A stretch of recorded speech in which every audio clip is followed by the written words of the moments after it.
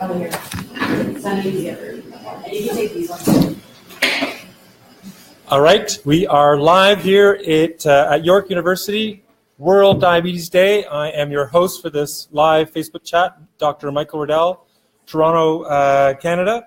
We are thrilled to be here hosting this World Diabetes Day event for the JDRF. We are in the Human Exercise Lab here.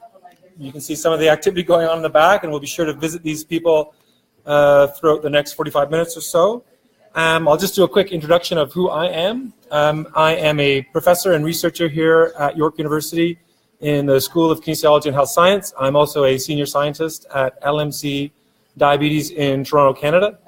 Much of the work that I do academically is related to type 1 diabetes and exercise, and also how stress affects blood glucose management in people living with diabetes. We're broadcasting here from the Clinical Exercise Lab at the university with a bunch of our researchers, graduate students, and investigators looking at how they're responding to exercise. Most of the people in the room actually have type 1, just like probably some of the audience does. Thanks for joining in. With me today is Desi Zaharayeva, who is doing her PhD on the effects of exercise on metabolism and diabetes. I've got Ruben Pooney, who's doing her master's degree on technology and how it can help people manage type 1 during exercise and sport. I've also got Kaylee Greenberg, who's doing some preclinical work on trying to develop a new drug to prevent low blood sugar in type 1 diabetes. And I have also got Massa and Julie on the bikes over there. They are both working in the lab, again, looking at how some drugs that were originally designed for type 2 diabetes might help type 1 diabetes metabolism, particularly around exercise and the prevention of low blood sugar. So I'm hoping that there's some people out there right now following us. So you can send us your questions. We've got a lot of expertise in the room. We'd love to hear from you. If you have any questions about exercise management, living with type 1, or competing, even just starting an exercise program, please just send us your questions. We'll get back to you this evening for sure. I just want to say that we're really just pleased to be a part of this JDRF project that funds a lot of great research in the area of type 1, everything from early preclinical work on potential discoveries for type 1 to work that's helping to make people who live with type 1 live a happier and longer life, me included. I was diagnosed with type 1 at the age of 14, and because of that diagnosis, I now have a passion for trying to make life better for all people living with type 1 who want to be more physically active and to be engaged in sports and exercise. So I think in this session, I'll try to give a little bit of an overview on why exercise is so beneficial for all people living with diabetes, in particular those living with type 1 diabetes. I'm going to talk a little bit about the challenges of blood sugar control during exercise and sport, why sometimes our blood sugars go up and why sometimes they go down, and then how to come up with some strategies to prevent lows and highs with exercise. If you're trying to lose weight and living with type 1, if you're trying to figure out what's the best time of day to exercise with type 1, just please send your questions. We'll try to get to that. We have 5 people in the room who've got a lot of shared experiences on living with type 1.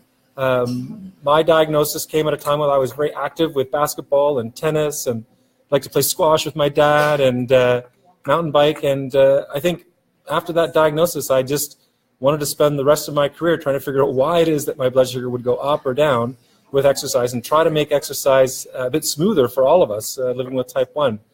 People come to my lab from around North America to try to better understand how the body, if they're living with type 1, responds in a unique way to different forms of exercise, and trying to improve the clinical strategies that are out there. We work with a bunch of researchers from around the globe at JDRF. We have this JDRF Peak group, which is an exercise and performance working group where clinical experts get together and debate what's the standard of care for people living with type 1 around exercise. How much exercise should they do? What forms of exercise are best? And how to best adjust insulin and nutrition so that they have better control. We were lucky enough to publish our consensus guidelines just this year, and I'm hoping that some of our co-authors are on. We had 22 around the globe experts working on this JDRF-funded initiative.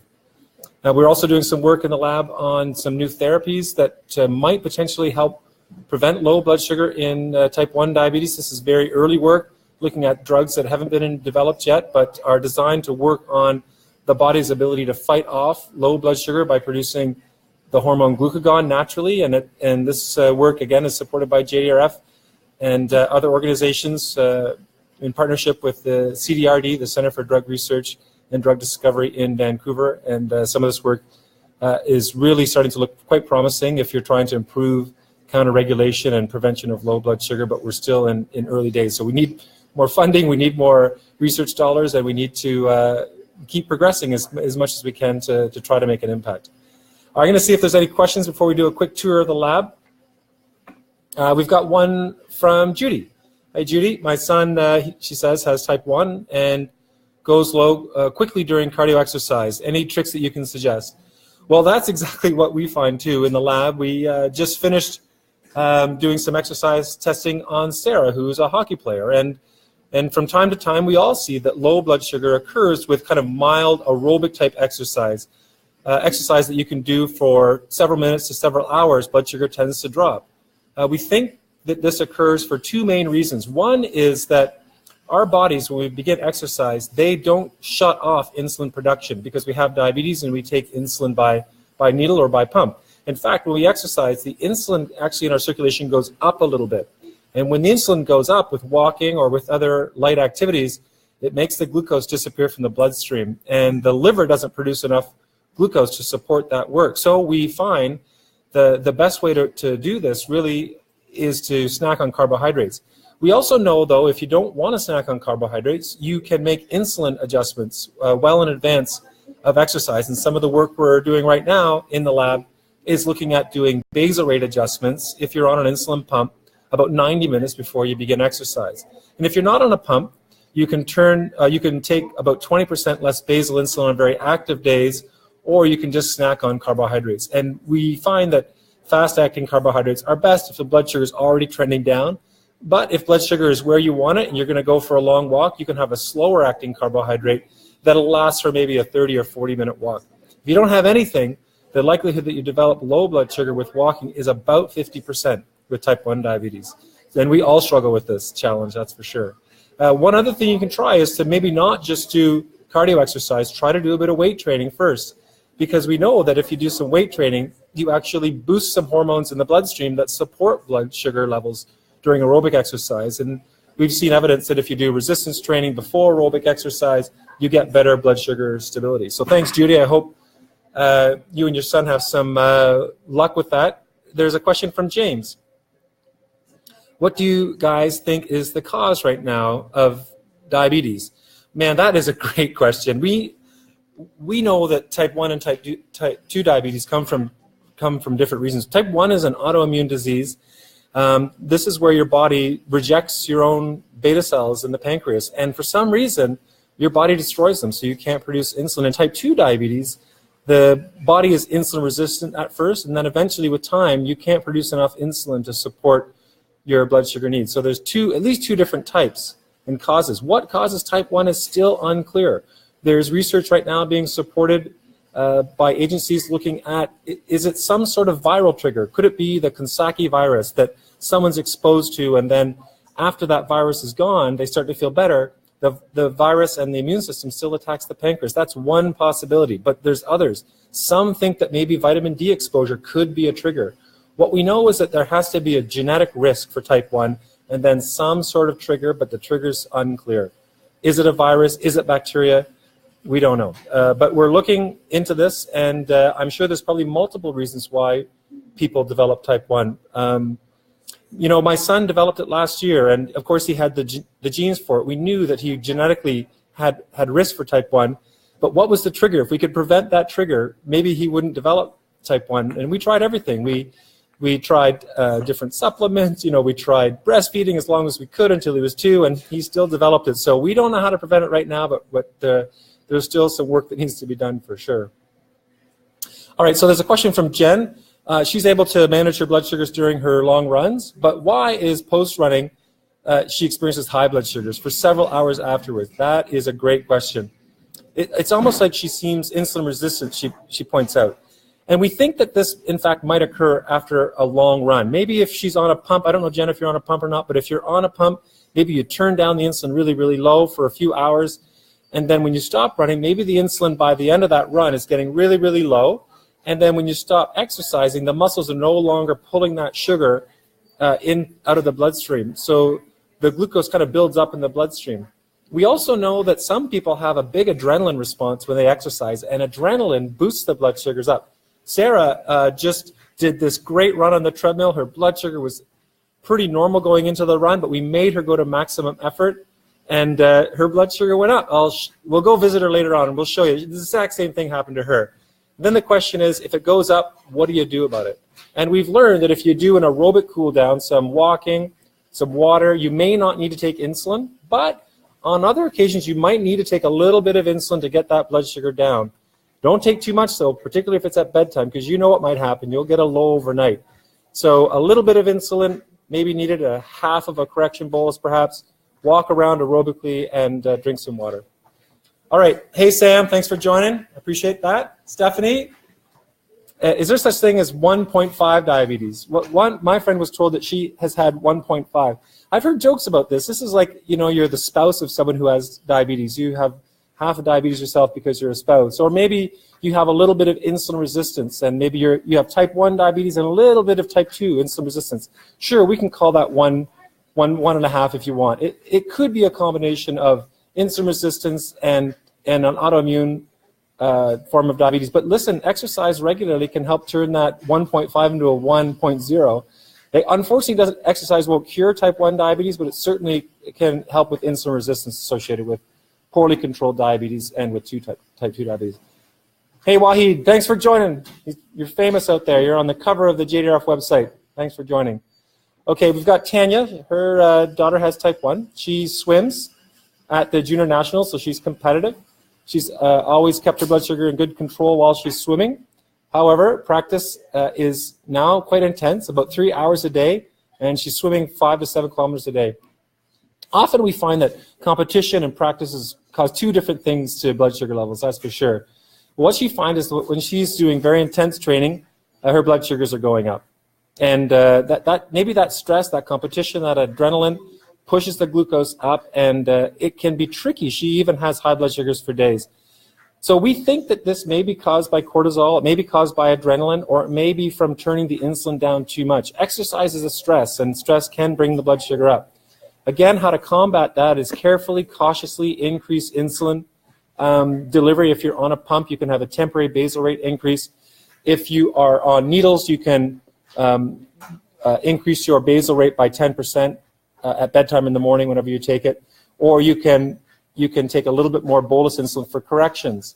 It's good to take insulin after exercise because the insulin actually helps pull that fuel back into the muscle and liver so that you're ready to perform the next day. We know from elite athletes like Stephen Redgraves, who competed in the Olympics with type 1, that you do need insulin in recovery. Not too much, you don't want to go hypo, but if you have a lot of exercise and a lot of food in the body, you need insulin to pull that energy back into the cells.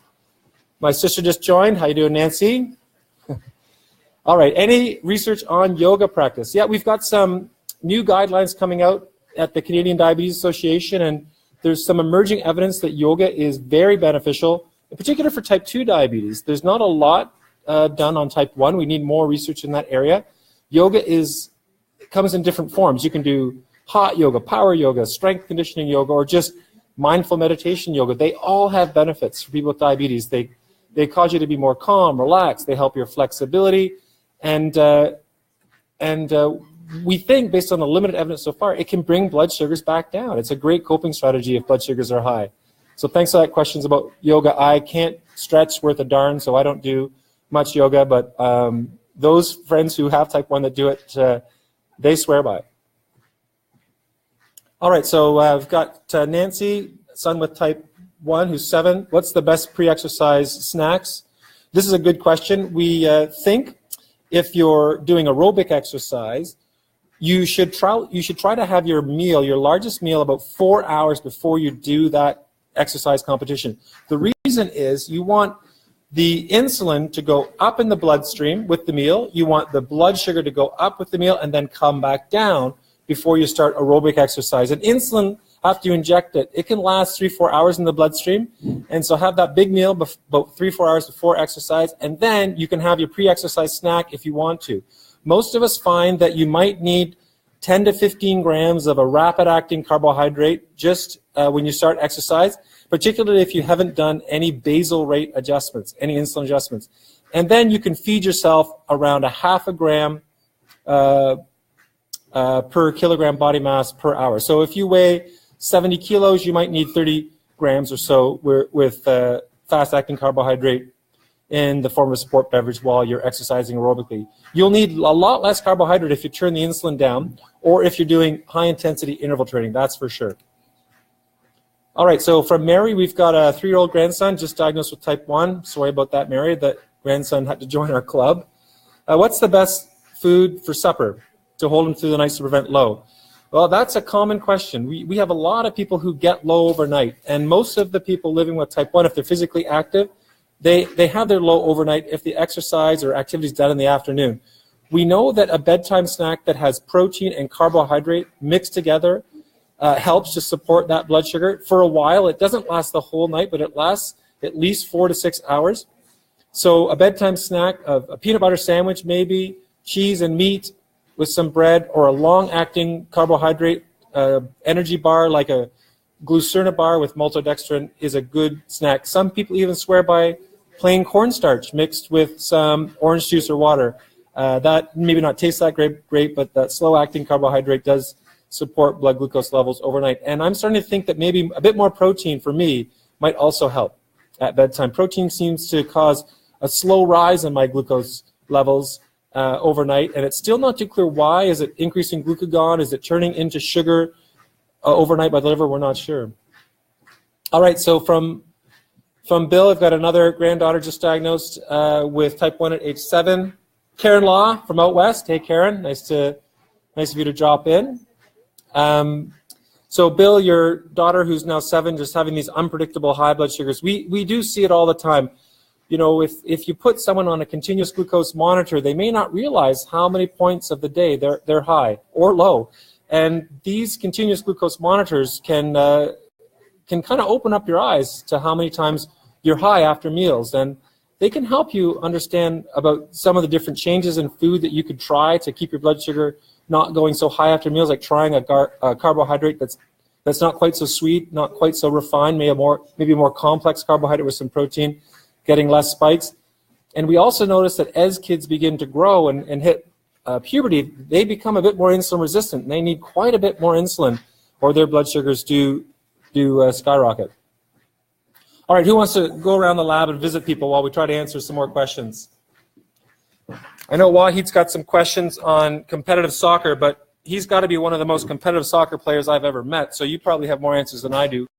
But for competitive soccer players, those intermittent high-intensity bouts of exercise can sometimes cause the blood sugar to go up. I'm just going to introduce you to some people here. This is Desi, PhD student. Hi, guys. And also mixed martial artist living with type 1. She won a bronze medal at the World Championships in Bulgaria.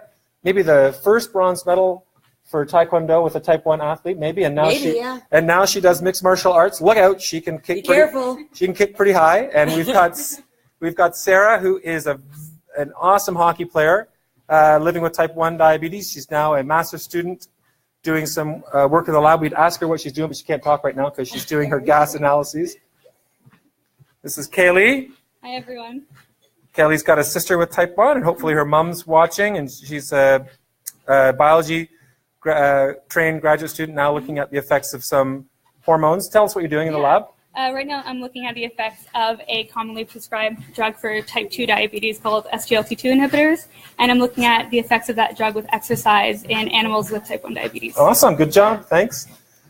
All right, we've got some ladies who are doing their evening workout. We've got Julie over here, who is part of our type 1 team. She's doing some studies at York in undergrad, and she's helping out a lot in the lab. She's the jack of all trades as far as I'm concerned.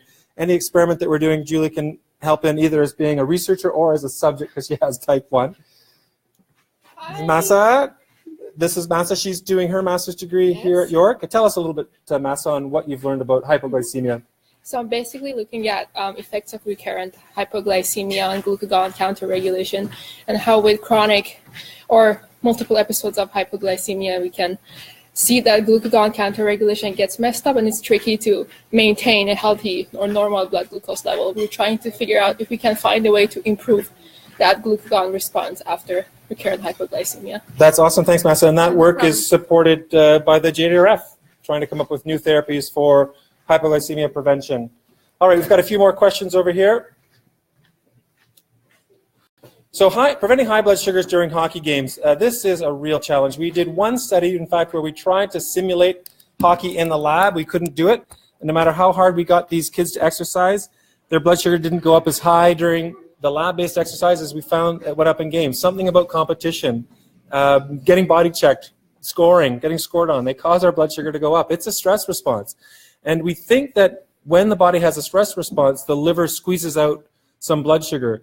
For some of our athletes that we work with at D-Skate, which is an amazing program, it hosts over 200 hockey players with type 1 in Canada. We've learned that maybe a temporary basal rate increase, water for sure during competitive games, and then if you have a temporary basal increase, if you see on your CGM blood sugar starting to drop, then you can cancel that temp basal. It's very risky to bolus insulin before a hockey game. So what we're recommending right now, until we know any better, is to just give a correction bolus after the game.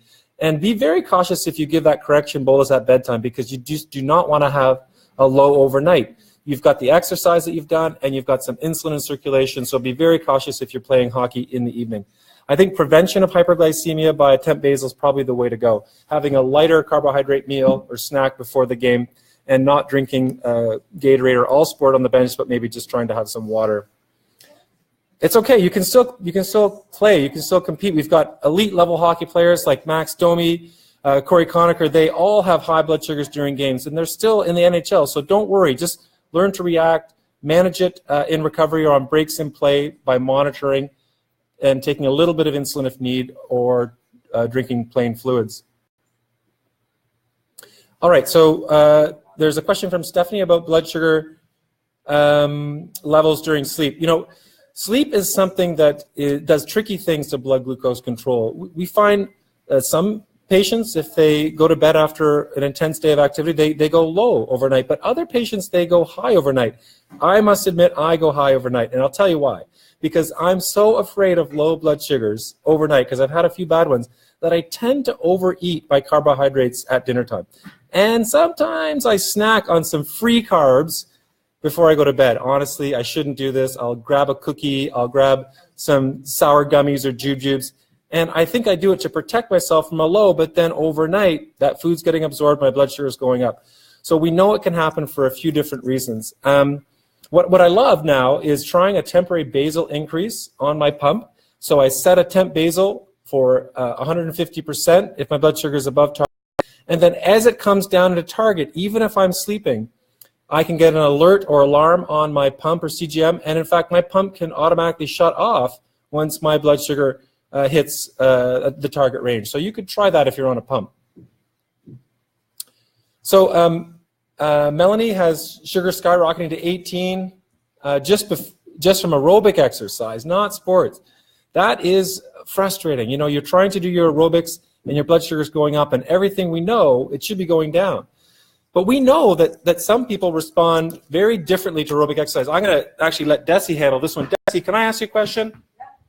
You know, some people say that when they do aerobic exercise, their blood sugar goes up. And I used to think that never happened until we did the study over here. Tell us a little bit about this study here that you presented at the diabetes conference.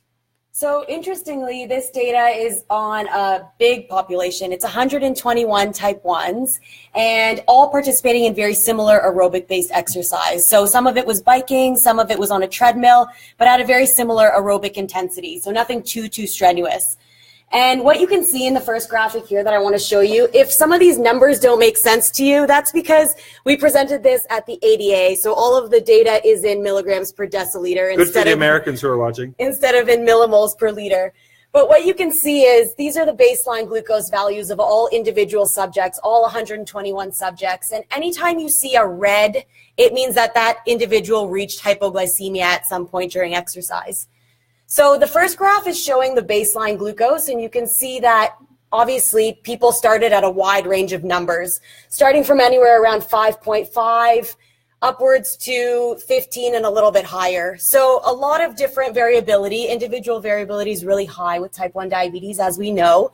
We might want to do the same thing every day and we still probably won't get the same response. But interestingly, here we showed the change in glucose over the duration of exercise. And what you might expect doing aerobic exercise is that everybody drops. But interestingly, there's a few that actually had an opposite response and blood sugars went up. Now, we don't have the exact detail on why this happened. You know, there's a lot of ideas on what can cause blood sugars to go up. But the interesting thing about this data set is just showing that hypoglycemia can even happen when starting blood sugars are even high, you know, around 14. Some people still reach hypoglycemia with aerobic exercise. So it's just kind of interesting that we're still trying to figure out exactly what to do to manage diabetes better during aerobic exercise.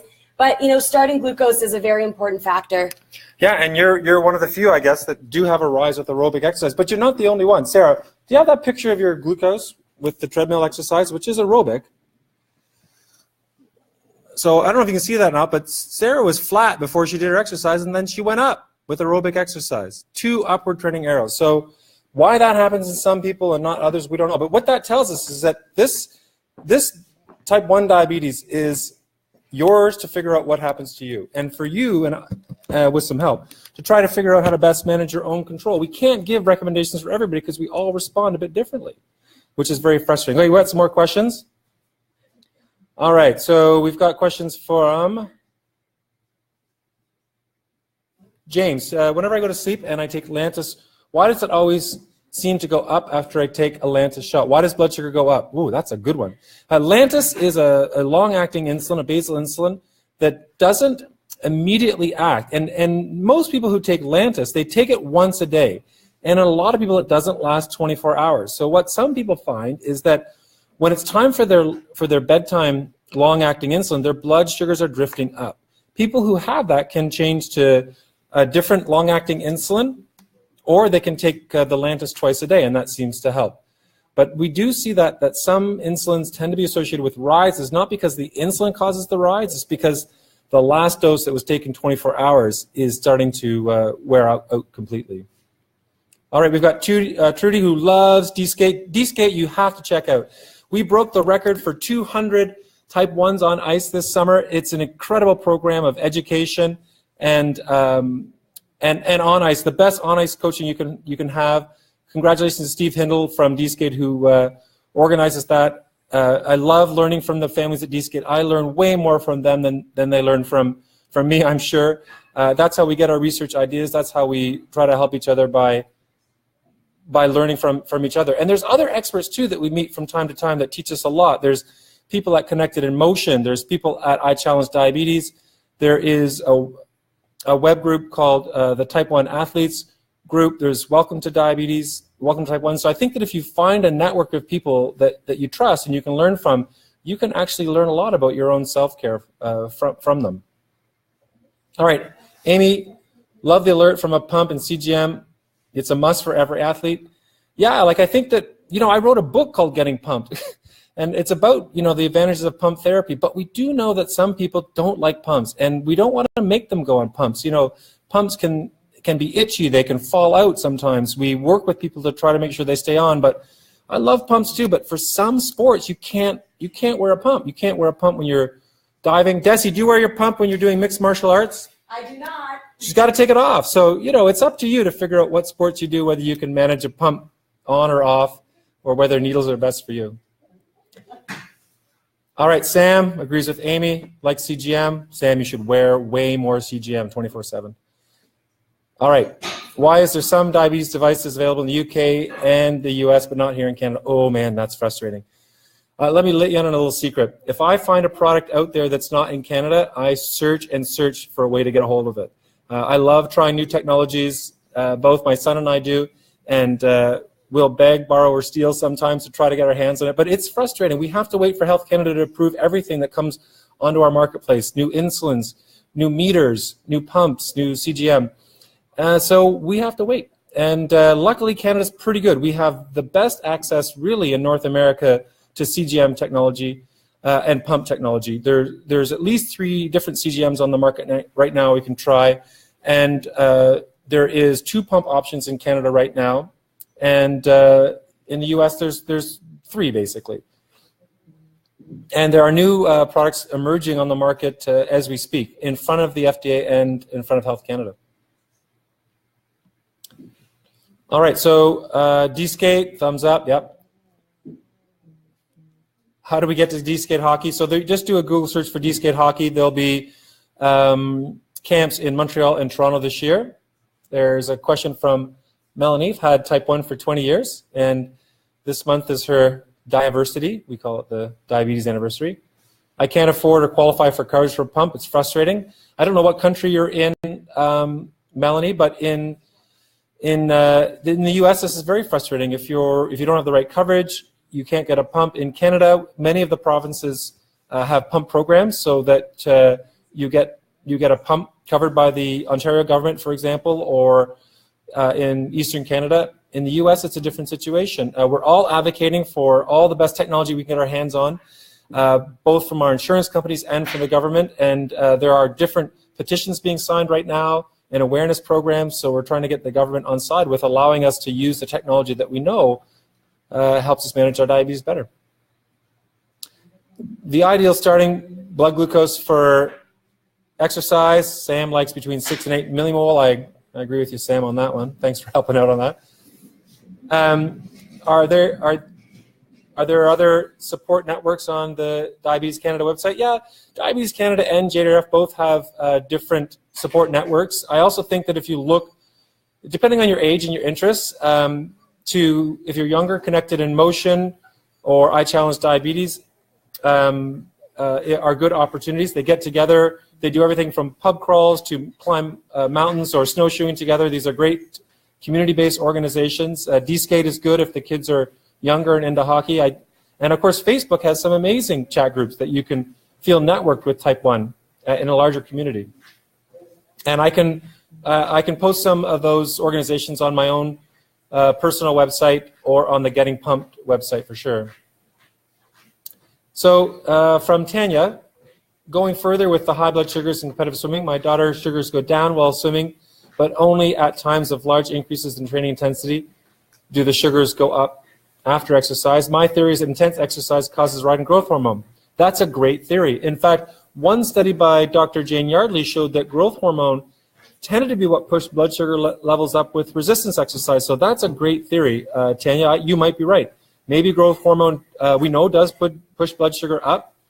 And I think that's okay. Growth hormone is a good hormone to have. It helps build muscle. It helps to support growth and development. It just may require a little bit more insulin to offset that rise in blood sugar. The other explanation could be epinephrine, norepinephrine, or cortisol. They're all a possibility. All right, I don't really want to endorse which CGM is good fit for a 7-year-old child. I hope you can get your hands on a few to try. There are 3 currently in Canada. I think they're all great. Quite frankly, they're all very accurate. There is a little bit of a lag with exercise, but other than that, I think they're all excellent products. And it's about the one that seems to fit best, and hopefully you have a chance to try a few of them. So there's a type 1 question from Rhonda. The athlete is a growing child, 14, but has a bone age of 12.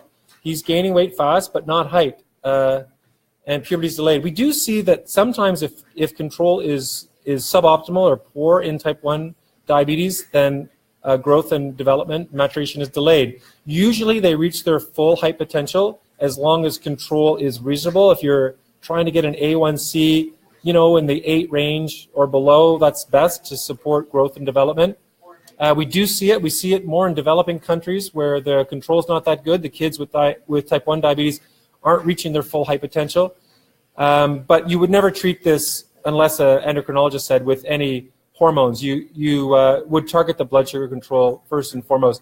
If there was some diagnosed deficiency in some of the pubertal hormones, then maybe the endocrinologist might recommend hormone therapy, but that would certainly be beyond my scope of recommendation right now.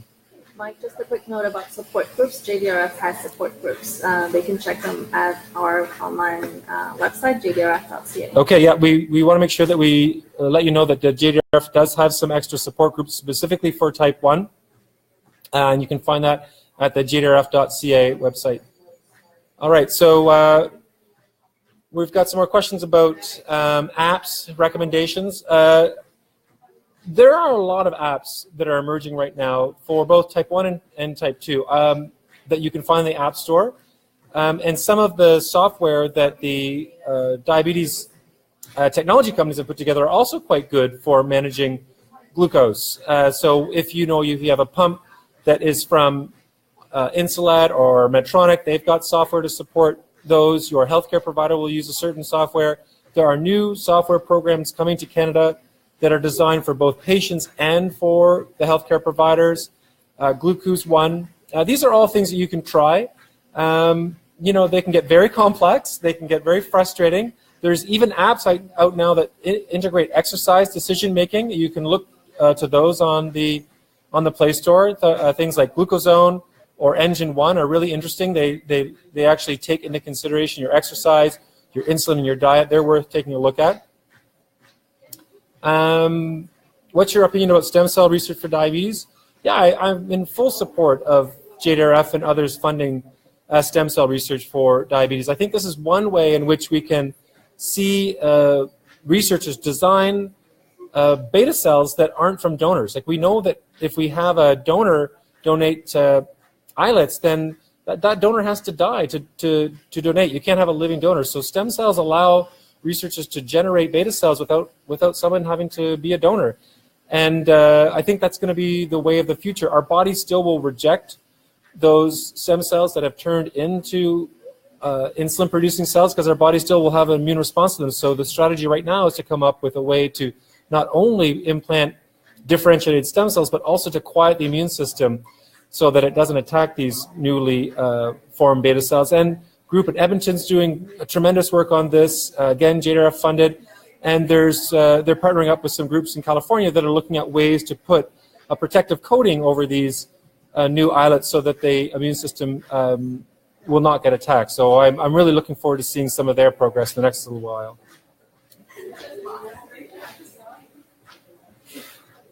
All right, so we've got a few more questions.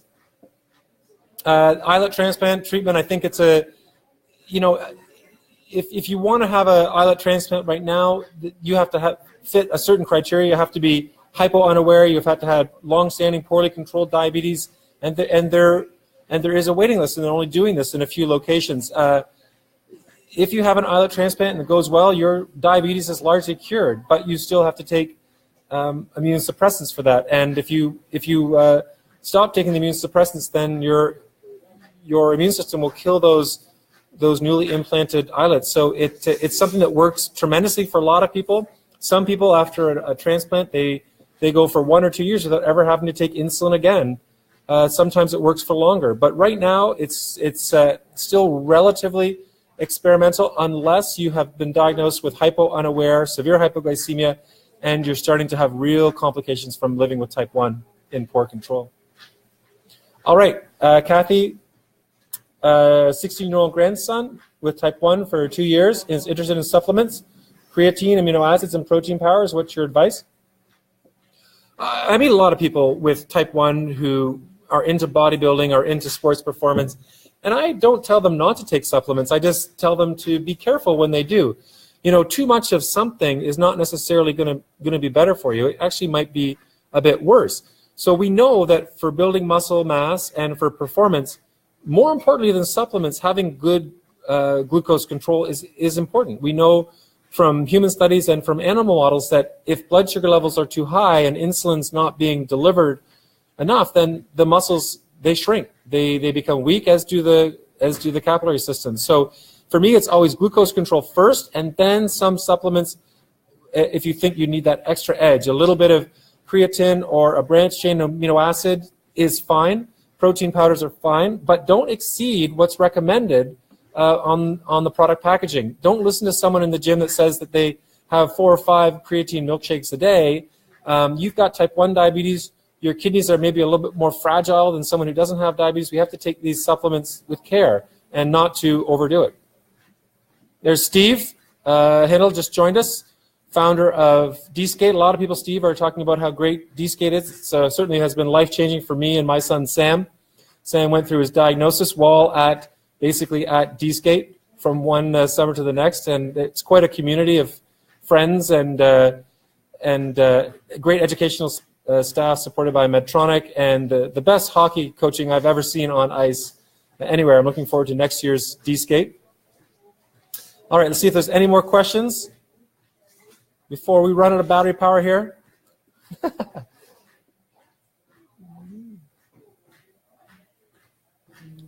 All right, don't know if I've covered most of these here. We can do a bit more tour of the lab. I'll ask Desi another question about guessing your glucose for exercise. Desi, you ready for another question? Sure. All right, so a lot of people say they feel their lows, they feel their highs, they don't need to test. You got any information for us on, even if you're experienced with type 1, can you really guess your glucose when you exercise? So we wanted to test whether people would be able to guess their glucose. It was hard for us to know what people would do because personally, I think when I'm exercising, it's really hard to know if I'm going high or low. Sometimes it takes time. When you get off a treadmill, for example, sometimes when you sit for a while, at least personally, I find that once I sit for a little while, you kind of start to notice at that point maybe you're going low or you're going high. So it seems to be a little bit easier when you stop exercise. So in these graphics, what we wanted to show, we're some of the first people to actually show perceived glucose. So what we did is 10 minutes before exercise, we checked the patient's blood sugar and we told them what their glucose was. And then at that point, we tested their blood sugars every 10 minutes for 40 minutes during activity. And in the blue circles, this condition was circuit-based exercise, so it was a lot more high intensity and lower intensity. Whereas in the green triangles, it was aerobic-based exercise. So that one was just a brisk walk and nothing too difficult. And every 10 minutes, we would ask the participant what they felt their blood sugars were, and we would check their sugars, but we would blind them to the actual values. And generally, it might seem like a very busy graph, but what you want to be is close to this A range as possible, because this would mean that your guess is as close to accurate as possible, which means that you're probably not going to make any inaccurate decisions in terms of treatment. So interestingly, in almost all cases, in both conditions, participants were actually really good at guessing their glucose. So that was pretty awesome. That must be me. So here we have a participant actually, I don't know if it's one participant, it may be a couple different ones because these are individual data points, but in the circuit-based exercise, being outside of that A range, so closer to the E and C range, is a little bit more dangerous. These areas you may lead to unnecessary treatment. So for example, the actual measured glucose was 9 or around 9 millimoles, but the perceived glucose was low, so around 3.5. which would lead to unnecessary treatment if you didn't have a chance to check your blood sugars. So quite interestingly, in both cases, most people were really good at guessing their glucose values. But obviously in the odd case, and sometimes people just had a really hard time guessing. Yeah, I certainly found that when I did this high-intensity interval exercise, I felt low from the adrenaline, but my blood sugar was high. So I think I was probably the worst guesser on that entire study. All right, we're going to go over and see how these ladies are doing over here. What's going on, Ruben? Well, we have Sarah just walking on the treadmill right now. And what's she all geared up with? Is she wearing any devices right now? Yes, she's wearing the K5 device, which is a metabolic system. It's measuring her oxygen consumption as well as a bunch of other values. So if we have it on the laptop down here, it's showing us. It's hard to see maybe on that screen. But you can see her VO2 changing. So we had a little rest period, and you can see her VO2 went down. And as she's walking, her VO2 has gone back up. So do you think, Ruben, there's any exercise wearables that might help us understand when we're active and how hard we're being physically active? Is that something that you'd like to see happen, where we'd have an app that not only had our glucose, but maybe also our heart rate or our energy expenditure? What do you think? Yes, so we're working towards that. We're trying to find a device that is accurate. We've looked at a Fitbit and a Garmin. Now we're looking at their newer models by Fitbit and Garmin. And we've seen that Garmin tends to be a little more accurate, but we'll see with their new models if the sensors are more accurate. Maybe Fitbit will end up being more accurate than Garmin this time around. So that'll be interesting to see, and then to be able to develop an app that can combine activity levels and blood glucose would be really helpful, I know, for type 1 diabetics. All right, thanks a lot, Ruben. That's awesome. Okay, so I think we might have time for a few more questions. Again, thanks for joining us here at the JDRF live Facebook event.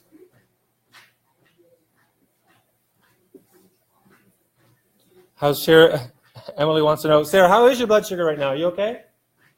Is it coming down? You're walking. Standing at 13. 13. She may have to have that little correction bolus, but again, you know, it's pretty late here in Toronto. I'm not sure she wants to give a full bolus. She might be in risk for overnight lows, but thanks for asking about her. Go Sarah, says Emma and Emily. You got a lot of fans right now.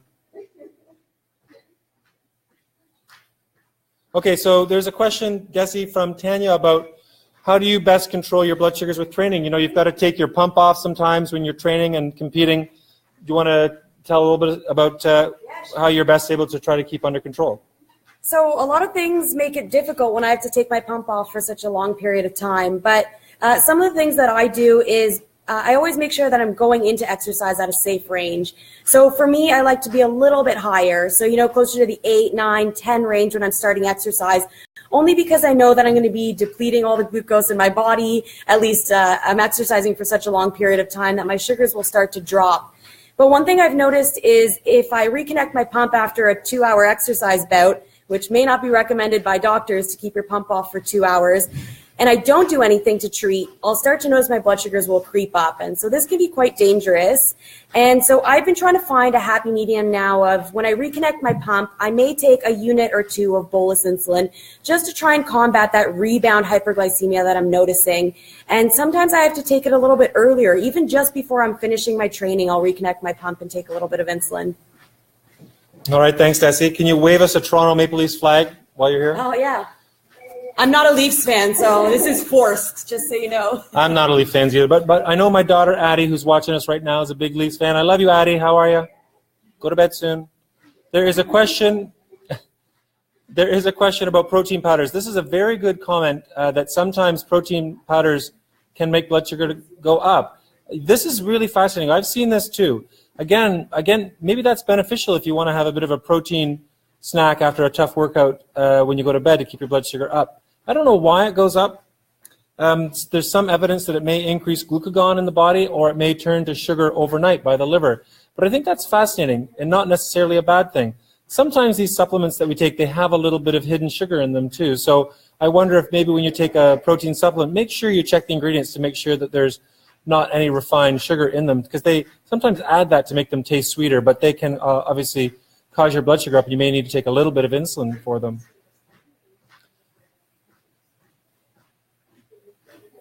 Okay, so we've got a question from Rhonda about her son. Her son's A1C are a pretty good range, 7.5 to 8.2. It's not bad for a boy. Many kids with type 1 have very high A1Cs during their teen years. But anyway, she's concerned about his weight gain. We know that intensive insulin therapy and adolescence often is associated with weight gain. He's 5'8" and 190 pounds. Hopefully a lot of that is muscle. But weight goes up if we start to treat intensively with insulin. It's a side effect of intensive insulin therapy. So the only way really to combat that is to start to cut back a little bit on the total calories that he's consuming. That's tough to do for a growing and active boy, but it's always best to try to put fruits and vegetables in front of them first to try to fill them up, and to hold back on some of those high energy dense foods that tend to put the weight on.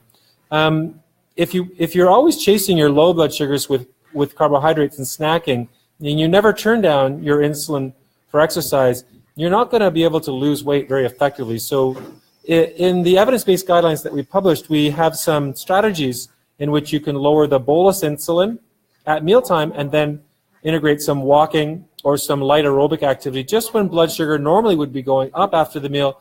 If you take half the insulin, then go for a brisk walk, for example, for 30 minutes, you take less insulin and you have less of a glucose spike. And people who are overweight are finding that's helpful.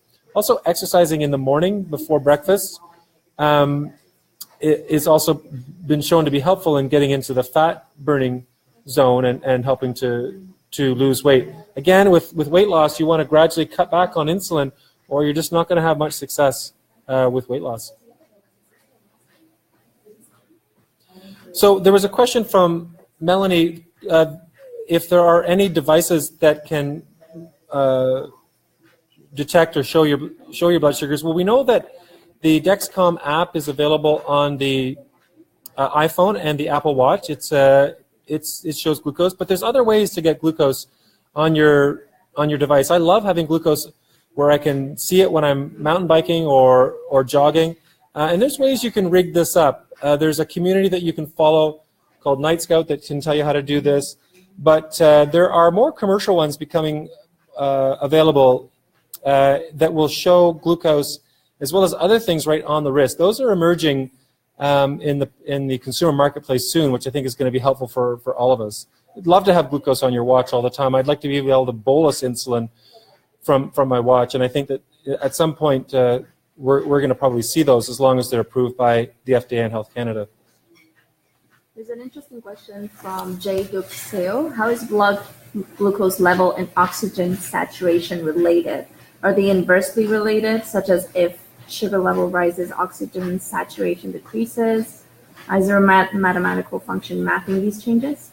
What a great question. There were some early studies done in the 1980s that showed that people who had poor blood glucose control with high blood sugars, they did become oxygen desaturated a little bit, and they had a lower level of aerobic performance. So it kind of points to the fact that if you really want to perform well, have lots of oxygen in your body, you need to have your glucose under control. The desaturation wasn't a ton, but it was enough to make their exercise performance suffer. So again, we try to tell people at D-Skate and other programs that ideally you want to have your glucose in a near normal range or just slightly above when you're competing. And if your A1C is near target, you'll actually perform better in sports, and you'll have better oxygen delivery. And in fact, your muscles will be larger, and your capillaries will be better formed too. If your blood sugar is too high, the capillaries begin to regress, the muscles shrink, and the blood becomes deoxygenated to some degree. That's a great question. Hey, Brian, there's a question here from Brian, who I met at D-Skate. Aiden goes in at a good blood sugar level of between 5 to 7 millimoles with a bit of carbs on board, a bit of insulin on board for hockey. If he removes his pump during the game, he remains fairly level, but spikes following after the game. This is common. You know, if you talk to athletes like Corey Conacher or Max Domi, they do see this phenomenon. If they take their pump off, that rise after the hockey is a little bit higher. It's okay. Like, you can just do a correction for that. Again, it's a half correction. So if you connect back up to the pump and your blood sugar is high, and if it remains high for, let's say, 20 minutes, it's not coming down, then you could enter in the glucose into the pump wizard. It might recommend to say, let's say, you know, take 2 units of insulin, and you just would manually cut that down to 1 unit. So you do half correction. That's a conservative correction after intense exercise, and that's what our guidelines right now are recommending until we have some other evidence to suggest that maybe we can be more aggressive. We don't have those studies done yet, but they are being done at LMC Diabetes right now. We're looking at different correction factors after very intense exercise when blood sugar goes up more than 4 millimoles or so. So that's a great question, Brian. Keep us posted on how that works for Aiden. There's a question about diabetic nerve pain. I'm going to switch over to the plug because I'm about to run out of battery power. I have to admit that I've been living now with type 1 for some 30 years. Ruben, I need a plug for this computer. It's going to crash out. And I'm starting to get nerve sensations in my hands. And sometimes I think I might be getting nerve pain in my feet as well. My endocrinologist, Dr. Bruce Perkins, my very good friend, he's an expert in this in this area. So there are some new drugs being tested for diabetic nerve pain, and you could ask your endocrinologist about some of these new therapeutics. They're still somewhat experimental, but they come with very little risk. So you can ask about that. There are also some over-the-counter products that you can use to help numb that nerve pain that are just basically rubs. It is a very frustrating experience to have nerve pain. I think it's a barrier to us being physically active. It can hurt at unpredictable times of the day, and it can be really, really frustrating. So I'm really sorry about that, Sherry, if you have that. Being under the best control you can be for as long as you can, hopefully can prevent that. But diabetic nerve pain is a common side effect if you've been living with type 1 diabetes for more than 30 years or so. I don't know if there's any evidence, Thomas, on vitamin supplements affecting blood sugar. I haven't seen anything in the literature. I do take vitamins from time to time. I take vitamin B and D and C sometimes.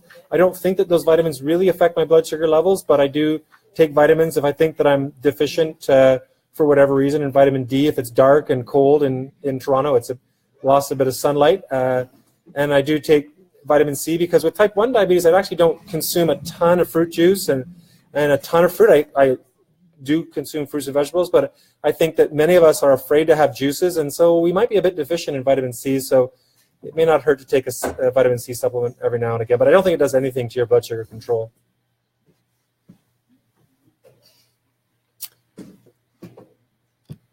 All right, Addie's going to bed. Good night, honey. There are any other questions here? Senators, fans?